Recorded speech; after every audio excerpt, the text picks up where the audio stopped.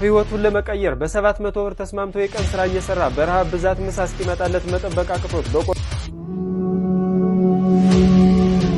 የጠቅላይ ሚኒስትሩ የስልጣን ዘመን ሊገደብ ነው። ይህ በሀገራችን የፖለቲካ ሂደት ለመጀመሪያ ጊዜ የሚፈጸም እንደሆነ ነው የተነገረው። ገደብ የሌለውን የስልጣን በኢትዮጵያ ህገ መንግስት ጠቅላይ ሚኒስትሩ ፓርቲው እስካሸነፈ ድረስና መመረጥ ኢትዮጵያ የሚለው የሀገራችን ስም እንዲለወጥ ለሀገራዊ ምክክር ኮሚሽን አጀንዳ ሆኖ ቀረበ።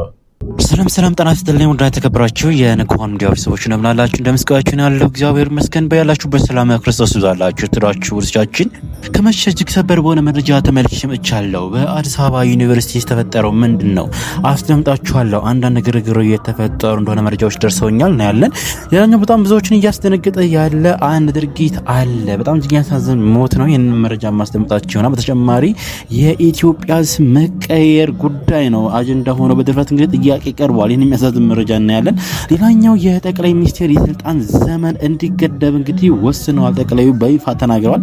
እንደ ዝርዝሩን መረጃ አለ እናስደምጣችኋለን። በቅድሚያ ግን አንድ ቪዲዮ አሳያችኋለሁ። ርዕሰ ሊቃውንት አባ ገብረ ኪዳን ይህን ብለው ጥያቄ እያነሱባቸው ይገኛሉ። ምንድነው ያሉት? እነሱን ቆርጠው የሆነ ነገር ሲለጥፉባቸው ያየው ነውና ምናልባት ብዙዎቻችን ያስተምራሉ ብዬ አስባለሁ። ይህ ቪዲዮ ሁላችሁም ላይክ ያርጋችሁ ጀምሮ ቻናላችን አዲስ ከሆናችሁ ሰብስክራይብ አድርጉ። እስከ አባታችን አባ ገብረ ኪዳን እንጀምር። ይሄን ቪዲዮ እዩትና ወደ ዋናው መረጃችን እናልፋለን። አባታችን አባ ገብረ ኪዳን ስለመተት ይሄንን ተናግረዋል። እንደ ወንድ የሆነ ጀግና በዓለም አለ የተባለ ጠንቋይ ይድገምብኝ።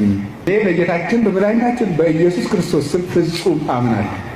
በክርስቶስ ስም ግን ቀልድ የለም። ስሙን በስመ አብ ወወልድ ወመንፈስ ቅዱስ በጠራሁት ጊዜ ውዬ ባድር አንዳች እንደማይዞረኝ አምናለሁ። እናቱ ድንግል ማርያም ለኔ መጠጊያዬ ናት በእናትነቷ። ይሄ የሚያሳየው የእሳቸውን በእግዚአብሔር ላይ ያላቸውን ጽኑ እምነት እንዲሁም ደግሞ በእናታችን በቅድስት ድንግል ማርያም ያላቸውን ጽኑ እምነት ነው የሚያሳየው።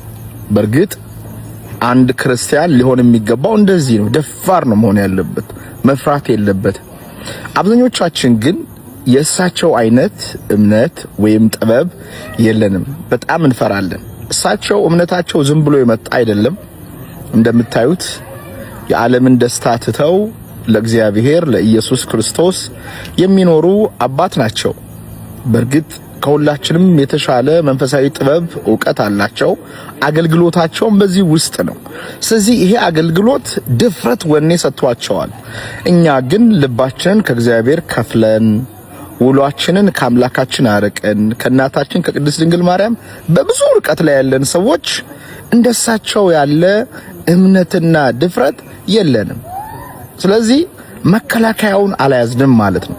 ለዛ ነው ተራ ትንሽ የሆነ ጠንቋይ የሚጫወትብን በድግምቱ እንደፈለገው የሚያዞረን በውስጣችን ያለው የእግዚአብሔር ኃይልን ስላልያዝን እምነታችን በሱ ስላልጸና ነውና ጠንቋዮቹን ድግምቶቻቸውን ትተን መከላከያ የሆነው ኢየሱስ ክርስቶስና እናቱ ድንግል ማርያም ላይ መጣበቅ መቻል አለብን። ያን ጊዜ ደፍረን እንደሳቸው ማውራት እንችላለን። በረከታቸው ይደርብን። አሜን። በረከታቸው ይደርብን። አባታችን አባ ገብረ ኪዳን ያሉት እንግዲህ ይሄን ነው። የኛው ወንድም የምታዩት የሆነች ነገር የሚፈልጋትን ብቻ ቆርጦ ያለውን ነገር አስተምጣችሁና ወንድማችን ምላሽ ሰጥቶበታል። አይድ ላስተምጣችሁ። ምናልባት ድግምት የሚችል ሰው ካለ ጀግና ለዋለው ይድገምብኝ ብያውቃለሁ። አሁን ይቻላል። እንደ ወንድ የሆነ ጀግና በዓለም አለ የተባለ ጠንቋይ ይድገምብኝ ብያውቃለሁ። አሁን የሚሰሙ ካላችሁ ድገሙብኝ። እኔ እኮ ምንም ችግር የለውም። በጌታ በኢየሱስ አምነው ተማምነው ማንም ሰው ይድገምብኝ እኔ ላይ አይሰራም የሚል እምነትና አመለካከት ቢኖራቸው ምንም ችግር የለም፣ እውነትም አይሰራም ነበር። አሁን ግን አባ ገብረ ኪዳን እስቲ ወንድ የተባለ ጠንቋይ በእኔ ላይ ይድገም አይሰራም የሚሉት አቃቤ ርዕስ የሚባል አለ፣ የመተት መከላከያ። ስለዚህ አሁን እሳቸው በሌላ አይደርስም የሚሉት በጌታ ተማምነው ሳይሆን አቃቤ ርዕስ መከላከያ ስላላቸው ነው። ባይዘወይ ይሄንን ባለጌ የትዝታውን ጓደኛ የምታውቁ ሰዎች ካላችሁ የቅርብ ሰዎች ካላችሁ ምከሩት። ሰላም ኦርቶዶክስ አይታላችሁ እግዚአብሔር ይመስገን በጣም ነኝ። በዚህ ባለጌ ሰውዬ ላይ እንሂድበታለን። ከዛ እናንተ እንደተለመደው አካውንቱን ፎሎ፣ ቪዲዮ ደግሞ ጋብስታ ሼር፣ ኮፒ ሊንክ፣ ሪፖስት ዱት ላይክ ራይት እንታው በእግዚአብሔር ስም እጋብዛችኋለሁ። የተለመደው 3 ሰከንድ ስጣችሁ እስኪ አመሰግናለሁ። ወደ ሐሳባችን እንገባለን። በነገራችን ላይ አባታችን አባ ገብረ ኪዳን እንደተናገሩት መጨረሻ ላይ የቆረጠው ምን ይላል ላሰማችሁ እስኪ። እኔ በጌታችን በመድኃኒታችን በኢየሱስ ክርስቶስ ስም ፍጹም አምናለሁ። ምግባሬ ከሰው ድሃ ሊሆን ይችላል፣ በክርስቶስ ስም ግን ቀልድ የለም። ስሙን በስመ አብ ወወልድ ወመንፈስ ቅዱስ በጠራሁት ጊዜ ውዬ ባድር አንዳች እንደማይዞረኝ አምናለሁ። አያችሁ አይደል? እኔ በጌታችን በኢየሱስ ክርስቶስ ፍጹም አምናለሁ የሚለውን ቆርጦ ወስዶ ለሱ ፖለቲካ መስሪያ ያደረገው ማለት ነው። አባታችን የተናገሩት ምን ያሉት? እኔ በጌታችን በኢየሱስ ክርስቶስ ፍጹም ስለማመን በያዕቆብ ላይ አስማት በእስራኤል ላይ ሟርት አይሰራም። ስለዚህ የምትፈልጉ ሰዎች በእኔ ላይ መድገም ትችላላችሁ። ነገር ግን እሱ በስመ አብ ወወልድ ወመንፈስ ቅዱስ ብዬ ሳማትብበት ፈጽሞ ከኔ ላይ ይሸሻል፣ ይርቃል፣ በእኔ ላይም ኃይልና ስልጣን የለውም ያሉት። ይሄ የሰይጣን ፈረስ በአጋንንት ኃይል የሚተማመን ድግምታም የሆነ ሰውዬ ግን እርሳቸው የሚመሩት አለ አቃቢ ርዕስ የሚባል የሚደገም ነገር አለ። ምናልባት እናንተና መሰሎች የጠንቋይ አገልጋዮች የሰይጣን የዲያብሎስ ባሪያዎች ይሄ በዚህ ድግምት ልትመሩና ልትሰሩ ትችላላችሁ። እሱ አያገባንም። እኛ ፍጹም ኦርቶዶክሳውያን ግን የምናመልከው አምላክ እግዚአብሔር ይባላል። እርሱ ደግሞ ከተለያየ ድግምት ከመተት ይጠብቀናል። እኛ በሱ ኃይል ነው የምንታመነው እንጂ አንተ እንደምታስበው በሟል በመተት በድግምት አይደለም። ሁሌ የምታወራው ስለ ሟል ስለመተት ስለ ድግምት ነው። ሰው ደግሞ ውሎ ነው ይመስላል። ምናልባት ዘመዶች ባጠቀብ ያሉት እነ ዮናታን እነ ትዝታው እነ መሰሎቹ የሚመሩት በዚህ አጋንንት ስፕሪት ሊሆን ይችላል። አንተም ከሱ ተነስተህ የምትናገረው ማለት ነው። ስለዚህ አባታችንን ለቀቅ አድርጋቸው። ፕላስ ደግሞ እሳቸው ዓለምን ንቀው ትተው መነው በምንኩስና ህይወት የሚመሩ ቆሞስ ናቸው። ስለዚህ የእሳቸውን ህይወት የእሳቸውን የግል ማንነት የልባቸውን ስለማታቅ አንተ ወይ እንደ እግዚአብሔር የምታስብ ከሆነ እንደ እግዚአብሔር ነህ ካልክ ንገረና እሱን ነገር እንመን። ከዛ ውጭ ግን አንተ የሰውን የልብ ማንነት ስለማታቅ አፍህን አትክፈት ማለት ወዳለሁኝ። በግቱ ሊያፍ እንደከፈትክ ነው። አሁን ደግሞ በማይመጣው ስለመጣ ነው።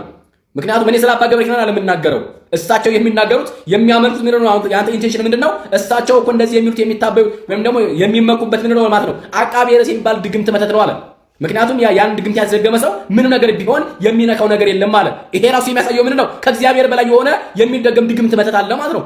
which የእግዚአብሔር ኃይል የሚበልጥ አለ ብለህ እያሰብክ ነው ያለው። እንደምታስበው ይሁንልህ። ኦርቶዶክሳውያን በድጋሚ አካውንቱ ፎሎ ቪዲዮ ነው ሙጅ ጋብሳ ሼር ኮፒ ሊንክ ሪፖስት ላይክ ፈረክ ያደረጋችሁ ሰላም እግዚአብሔር ከሁላችን ጋር ይሁን። እኛ ግን የምናመልከው አምላክ እግዚአብሔር ያድነናል። ሰላም ያላችሁበት በሌላ ሰመታዊ ሰላም ቆዩኝ።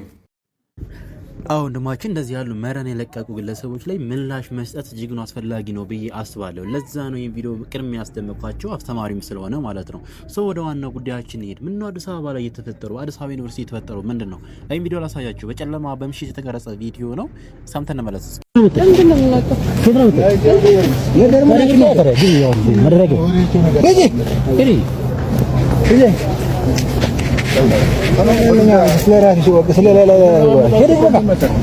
አይ እኛ እኮ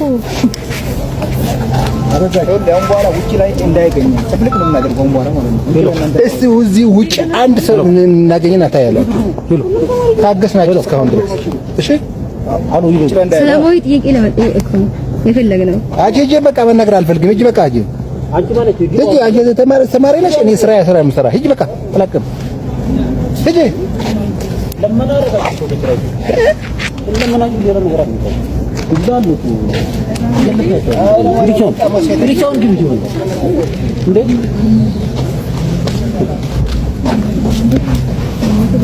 ሰበር ዜና የአዲስ አበባ ዩኒቨርሲቲ ሙስሊም ተማሪዎች በዚህ ሰዓት ማለት ነው ለበርካታ ጊዜያት የጠየቁት ጥያቄ ምላሽ ስላላገኘ የፕሬዝዳንቱ ጽህፈት ቤት ፊት ለፊት ሄደው ቁጭ ብለው ተቃውሟቸውና ጥያቄያቸውን እያሰሙ ይገኛሉ። ሙስሊም ሆነ ሁሉም ከጎናቸው ሊቆምና ይሄ ሁሉንም የሚመለከት ስለሆነ በደም ሼር ኮፒ ሊንክ ሪፖስት እያደረጋችሁ እስከ መጨረሻው ተከታተሉኝ። የአዲስ አበባ ዩኒቨርሲቲ ተማሪዎች ሙስሊሞች ማለት ነው በርካታ ጥያቄዎች አሏቸው። ጥያቄዎቻቸውን በተደጋጋሚ ሲጠይቁ ነበረ፣ ነገር ግን ምንም አይነት ምላሽ አላገኙም። ታዲያ በዚህ ሰዓት የአዲስ አበባ ዩኒቨርሲቲ ፕሬዝዳንት ጽህፈት ቤት በር ላይ ሄደው ቁጭ ብለዋል። ጥያቄያችን ሳይመለስ እዚሁ እንሰግዳለን፣ እዚሁ እንበላለን፣ እዚሁ እናጥናለን፣ እዚሁ እንቆያለን እያሉ ይገኛሉ። ጀግንነታቸውን እያደነቅን አጋርነታቸውን ደግሞ ማሳየት የኛ ድርሻ ነው። ሙስሊሞች ምን ትላላችሁ? በተደጋጋሚ ጊዜ ድምጽ ሁኑን እያሉ ቢሆንም በርካታ ጊዜ መጅሊስንም ቢጠይቁም መጅሊስ ስለሌላቸውና መጅሊስ ምንም አይነት መፍትሄ ስላላመጣላቸው እነሱ የራሳቸውን እርምጃ እየወሰዱ ይገኛሉ። ሌላ ሙስሊም ማህበረሰብ ደግሞ ሁሉም ከጎናቸው ሊቆም ግዴታ ነው። ሙስሊሞች አለንላችሁ ልንላቸው ይገባል። በደም ሼር ኮፒ ሊንክ ሪፖስት እያደረጋችሁ አዳርሱት። ኦኬ ጋይስ እንደሰማችሁት ነው። መጀመሪያ ላይ ምን አይነት ንግግር እየተናገሯቸው እንደነበረ እየሰማችሁ ነበረ። ስሜታዊ ሆነው እዚህ ጋር የሆነ ነገር ቢፈጠር ማን ነው ጥፋተኛው? ሊስተምርበት ይገባል። ይህ ጀግንነት ልንለው አይገባም ብዬ አስባለሁ፣ እንደ አንድ ኢትዮጵያዊ ማለት ነው። እዚህ ትምህርት ቤት ላይ እንግዲህ ማንኛውም ሃይማኖት የሚያመልክ ሰው ነው የሚማርበት፣ የሁሉም ሃይማኖት እኩል የሚከበርበት፣ ከሃይማኖት ውጭ የሆነ ኮርስ የሚሰጥበት ግቢ እንደመሆኑ መጠን ግን ምንድነው ህጉ የሚለው አንድ ቪዲዮ ላስደምጣችሁ። ምናልባት ይህ ቪዲዮ ያስማማል ብዬ ስለማስብ ማለት ነው። አሁን ነጠላ መልበስ ከልክለዋል፣ ኒቃብ መልበስ ከልክለዋል የሚለው እኔም እሰማለሁ ማለት እንደ ፕሬዝዳንት እኔም እሰማለሁ ስለ ከልክለዋል የሚባለውን አዲስ አበባ ዩኒቨርሲቲ እሰማለሁ። አዲስ አበባ ዩኒቨርሲቲ ብቻ ሳይሆን የመንግስት ተቋማት ግን ሴኩላር መሆን አለባቸው፣ ዜጎች ሲቪክ መሆን አለባቸው። ቦተም ላይ ነው እሱ።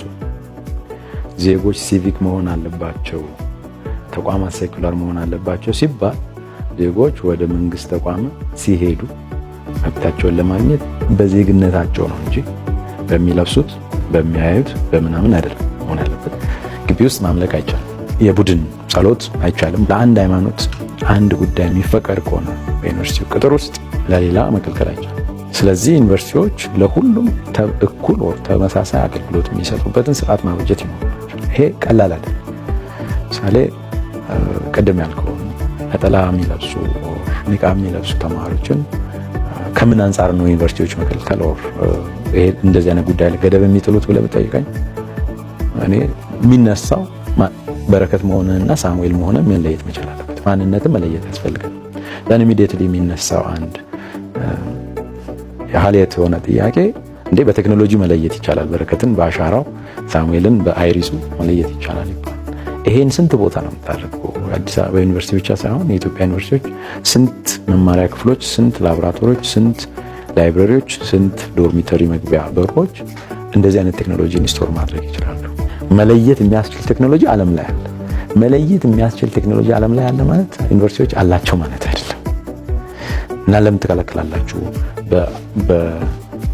በአይሪስ መለየት ይቻላል፣ በአሻራ መለየት ይቻላል። በረከትና ሳሙኤል መካከል መምታታት እንዳይመጣ ብትለኝ ይቻላል። ግን አዲስ አበባ ዩኒቨርሲቲ ያለው ወይ ብትለኝ የለው። እንግዲህ ጋይስ እንደሰማችሁት ነው። ለተነሳው ጥያቄ እንደዚህ ያለ ምላሽ ነው በተደጋጋሚ ሁኔታ እየተሰጠ ያለውና ሰው ይህ ነገር ያስማማል ብዬ አስባለሁ። እዚህ ቦታ ላይ እንደዚህ ያለ ግርግር መፈጠሩ እንግዲህ በጣም እጅግ ያሳዝን ነገር ነው። ወጥና ነገር ላችኋለሁ። ሌላ ነገር እንዲፈጠር ካልተፈለገ በስተቀር ይሄ ትክክለኛ ነገር ነው እዚህ ጋር የተነገረ ያለው ማለት ነው። ወደ ቀጣይ መረጃችን እንለፍ። ህይወቱን ለመቀየር በ700 ብር ተስማምቶ የቀን ስራ እየሰራ በረሃብ ብዛት ምሳ እስኪመጣለት መጠበቅ አቅቶት በቆርቆሮ አጥር እንደተደገፈ ህይወቱ ያለፈው ወጣት ጉዳይ መላው ማህበረሰብ እያሳዘነ ይገኛል። ወጣት ሁሴን በአላባ ዞን በአንድ አርሶ አደር ማሳ ላይ በቆሎ ለመኮትኮት ተቀጥሮ ስራውን ከጠዋት ጀምሮ በባዶ ሆዱ ሲለፋ የነበረ ሲሆን ምሳው እስኪመጣለት ሳይቆይ ህይወቱ ያለፈ ሲሆን ይህም በከባድ ድካምና ረሃብ ምክንያት እንደሆነ ተገምቷል። በመሆኑ ማንኛውም ቀጣሪ ሰራተኞቹ ማንነትና የጤና ሁኔታ አስቀድሞ እንዲያረጋግጥ ፖሊስ አስቸኳይ የጥንቃቄ መልእክት አስተላልፏል። ሀሳባችሁን በኮሜንት አጋሩ። ፎሎ በማድረግ ቤተሰብ ሁኑ። ኢትዮጵያ የሚለው የሀገራችን ስም እንዲለወጥ ለሀገራዊ ምክክር ኮሚሽን አጀንዳ ሆኖ ቀረበ። ጠበቃና የህግ አማካሪ አያሌው ቢታኔ እቺ ሀገር መከራዋ ብዙ ነው። መቼስ ኢትዮጵያ ሲባል የሚያመው ብዙ አካል እንዳለ አመላካች ከሆኑ ነገሮች መካከል አንዱ ሀገራዊ ምክክር ኮሚሽን የታመምንባቸውን ልንታረቅ የሚገባን ጉዳይ ላይ እንድንነጋገርና መፍትሄና እልባት እንዲሰጥበት የታለመበት ነው። ነገር ግን ከዚህ ተቃራኒ በሆነ መልኩ ከሀገር ስም ጋር እንኳን ያለ መግባባትና ቁርሾ ያለበት አካል እንዳለ አመላካች ነገሮችን እያየን ነው ማለት ነው። እንደ ሀገር እኛ ሀገር ነን። ሀገር አሜሪካ ዛሬ ላይ ተነስቶ ስሟ ይለወጥ ሲባል የተገነባ ማንነትን መናድ ነው። ለምን እንደዚህ አይነት ነገር ሐሳብ ተነሳ ብለንም አንጮህም፣ ልንጮህም አይገባም። ግን ችግሩ ያለባቸው ከማን ጋር ነው የሚለው ግን ያጠይቀናል ማለት ነው። በእውነት እነዚህ ግለሰቦች ወይም እነዚህ አካላት ኢትዮጵያውያን ናቸው ወይንስ ከሌላ አካል የመጡ ግዑዛን ናቸው የሚለው ግን ሊታይ የሚገባ ነው ብዬ አስባለሁ። እነሱ ኢትዮጵያ የሚባለው ስም ሊቀየር ይገባል ብለው አጀንዳ ካመጡ ደግሞ እኛ ኢትዮጵያ የምትባል ሀገር ስረ መሰረታችን ነች፣ ደም ስራችን ነች፣ ልትቀየር የሚገባበት ምን አመክንዮ ቢኖር ነው ብለን ደግሞ ማጠየቃችን ምክንያታዊ ነው ማለት ነው። ስለዚህ በሕገ መንግስቱም ሆነ በዓለም አቀፍ የሰብአዊ መብት ድንጋጌዎች ላይ እንደተቀመጠው በነጻነት ነጻ በሆነ መልኩ ሐሳብን መስጠት ፍሪደም ኦፍ ቶት ኤንድ ፍሪደም ኦፍ ኤክስፕሬሽን የምንለውን ነገር ተጠቅመን በዚህ ልክ ሐሳባቸውን ከሰጡ እኛም በዚያው ልክ ደግሞ መመከት አግባብነት አለው ያስባለሁ። ኢትዮጵያ የሚለው ስም ከጥንት ጀምሮ ከኦሪት ዘመን ጀምሮ የመጣ ሲወርድ ሲዋረድ የመጣ በብዙ መልኩ ታሪክና ዳራ ያለው ነው ማለት ነው። ስለዚህ እስቲ እናንተ በእውነት ይህ ኢትዮጵያ የሚለው ስም ሊቀየር ይገባል ብላችሁ ታስባላችሁ? ከኢትዮጵያ ስም የተሻለ ስምስ አላችሁ? ይህንን ሐሳብ እንሞጋገትበት፣ እስቲ እንወያይበት። ኢትዮጵያ የሚለው ስም ሊሰረዝ ይገባል፣ ሊፋቅ ይገባል የምትሉ ሰዎች ሊፋቅ ይገባል ስለምትሉበት በቂ ምክንያት ብታሳዩ፣ እኔም ደግሞ በቀጣይ ኢትዮጵያ የሚለው ስም ሊጸና የሚገባ መሆኑን በአመክንዮ የምንወያይበት ይሆናል ማለት ነው። ለብዙዎች ኢትዮጵያን ለሚወዱ እንዲሁም ደግሞ ኢትዮጵያ የሚለው ስም ሊፋቅ ይገባል ለሚሉ ሰዎች ደርሶ ሐሳብ አስተያየታቸውን እንዲያንሸራሽሩ ኮፒ ሊንክ፣ ሼር፣ ሪፖስት ማድረግ አትርሱ። አመሰግናለሁ። የጠቅላይ ሚኒስትሩ የስልጣን ዘመን ሊገደብ ነው። ይህ በሀገራችን የፖለቲካ ሂደት ለመጀመሪያ ጊዜ የሚፈጸም እንደሆነ ነው የተነገረው። ይህንን ጉዳይ ይፋ ያደረጉት የወቅቱ የሀገሪቱ ጠቅላይ ሚኒስትር ዶክተር አብይ አህመድ ናቸው። በትናንትናው ዕለት የሀገራዊ ምክክር ኮሚሽንን የስራ አፈጻጸም ሪፖርት ከሰሙ በኋላ ነው ይህንን ጉዳይ ይፋ ያደረጉት። ኮሚሽኑ በዋናነት ያስፈለገው በሀገራችን ያለ ገደብ የተቀመጠውን የመሪ ስልጣን ለመገደብ ያለመ ነው ሲሉም ተናግረዋል። ንግግራቸውን አብረን እንስማው። አብዛኛው የአፍሪካ ሀገራት የህገ መንግስት ማሻሻያ የተደረገው የመሪዎቹን የስልጣን ጊዜ ለማራዘም ነው። የኛ ኮንስቲቱሽን ደግሞ የሚቀየረው እድሜ ገደብ የሌለውን የስልጣን በኢትዮጵያ ህገ መንግስት ጠቅላይ ሚኒስትሩ ፓርቲው እስካሸነፈ ድረስና መምረጥ እስከቻለ ድረስ የጊዜ ገደብ የለበትም። አሁን ባለው ህገ መንግስት አሁን እየተወያየን ያለነው ግን ያ አደገኛ ነው እንገድብ ብለን ነው። በብዙ ሀገራት ያለው ግን ከዚህ ተቃራኒ ነው። ይሄ በራሱ ኢንቴንሽኑ አልወያይም ብሎ የሚያስቡ ሰዎች ራሳቸውን እንዲጠይቁ የሚያስገድድ ይመስለኛል። እንዴት ነው መንግስት ወዶ ፈቅዶ ህዝብ ተወያይቶ ስልጣኔ በህግ ተገድቦ የህዝብ ጥያቄዎችን በህገ መንግስት ተካተው እንዲሻሻሉ ፍቃድ አለኝ ሲል ለዚህ አመሻት የሚታገሉ ሰዎች አንወያይም እንዴት ይላሉ? ካልተወያዩስ ለምን ፖለቲካ ይፈልጋሉ? ፖለቲካ ፕራይመሪሊ ውይይት ነው። የፖለቲካ ፍላጎት የፓወር ፍላጎት ያላቸው ሰዎች ይሄን ለማሻሻል ሩም የሚሰጥ ውይይት ከመንግስት በላይ ደስተኛ ሆነው መሳተፍ የሚጠበቅባቸው ይመስለኛል። ነገር ግን በመቶ ሺዎች ህዝብ አወያይታችሁ 4000 ተወካይ አወያይታችሁ ከሺህ በላይ ወረዳ አወያይታችሁ በሁሉም ዓለም ከሞላ ጎደል ዲያስፖራ አወያይታችሁ እየመጣ ያለ ሐሳብ ነው። እንደዚህ ያለ ነገር ኢትዮጵያ ውስጥ አናቅም። ጥቂት መቶዎች ተሰብስበው ኮንስቲቱሽን ሰጡን። ከዚህ ቀደም በሌላም ሀገር እንደዚህ አይነት ውይይት አይተን አናቅም እና ከበቂ በላይ የኢትዮጵያን ፍላጎት መመለስ የሚችል ከ90% በላይ ኢትዮጵያን ያሳተፈ ሂደት ስለሆነ ለምናስበው ለውጥ ለምናስበው ሪፎርም መሰረት መጣል የሚችል ይመስለኛል። ምን እንደሆነ አላቅም። ጎዳና ላይ ወጥቶ ምግብ የሚያስለምን ምንም ምክንያት የለም። አዲስ አበባ ውስጥ እውነቱን ለመናገር እንደው ጎዳና ላይ የሚያስወጣ ምክንያት አዲስ አበባ ላይ በአሁኑ ሰዓት የለም። ከነኚህ ምገባ ማዕከላቶች ውስጥ ወደ አንዱ ጎራ ብሎ ትኩስ ንጹህ ምግብ የተመጣጠነ ምግብ መመገብ የሚቻልበት ከተማ ሆኗል። ጉዳዩ ለፖለቲካ ፍጆታ ወይም ደግሞ ለፕሮፓጋንዳ ብቻ ካልሆነ ፋንክሽናል ከሆኑ ጥሩ እርምጃ ነው። የሚበረታታም ነገር ነው። የራበው ሰው የምግብ ማዕከላት ውስጥ ገብቶ ትኩስ ንጹህ ጽድት ያሉ ምግቦችን ተመግቦ መውጣቱና ከተማው ለዝቅተኛው የህብረተሰብ ክፍል እንደዚህ አይነት ፋንክሽን የሚሰጡ ማዕከላትን መገንባቱና ማስጀመሩ ጥሩ የሚባል እርምጃ ነው። ግን ከዚህ ነገር ጋር ተያይዞ እኔ አንድ ስጋት አለኝ። ይህም ስጋት ምንድነው? ወደፊት የራሱን ምግብ ለመስራት ኢንካም ጀነሬት የሚያደርግ ትውልድ ልናጣ እንችላለን፣ ወይም ደግሞ ለስራ ዝግጁ የሆነ ትውልድ ልናጣ እንችላለን። እንደ መንግስት ማድረግ ያለበት ነገር ምንድነው?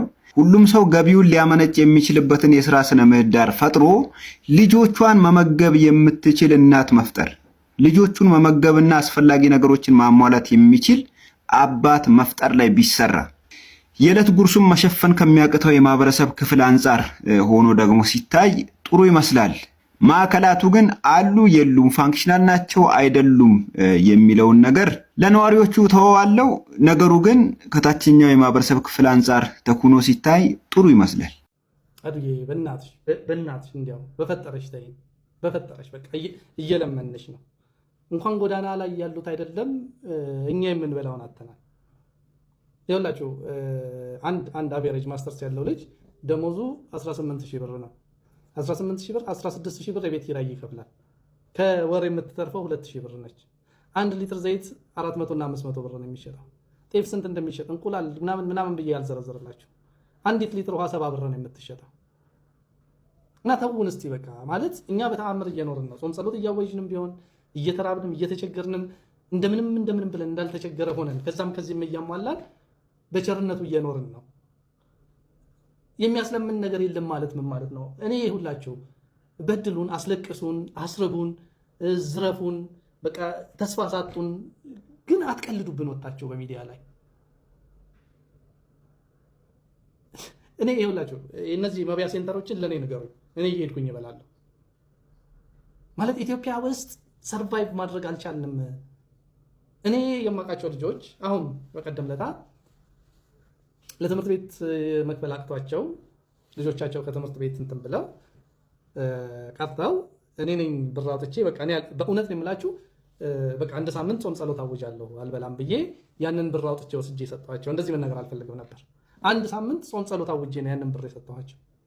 በቤቴ ቁጭ ብዬ እየጸለይኩኝ የእግዚአብሔርን ቃል እያነበብኩኝ በቃ የምግቤን ገንዘብ ወስጄ ሰጥቻቸው ነው እንትን ያሉት። በእናታችሁ አትቀልዱብን። ይሁላችሁ ምን አይነት ስርዓት መሰላችሁ ያቋቋማችሁት? ሳሪስ ምናምን ሴተኛ ዳሪዎች ተሰብስበው እየሸጡ ነው። ከአትክልት ተራ ግን ሎሚ አምጥታ ለመሸጥ መንገድ ላይ የምትቆመውን ሴት በእርግጫ እያለ እንትን የሚል ደንብ አስቀምጣችሁብን እንዳንሰራ፣ እንዳንበላ፣ ተስፋ እንዳናደርግ እያደረጋችሁን ነው።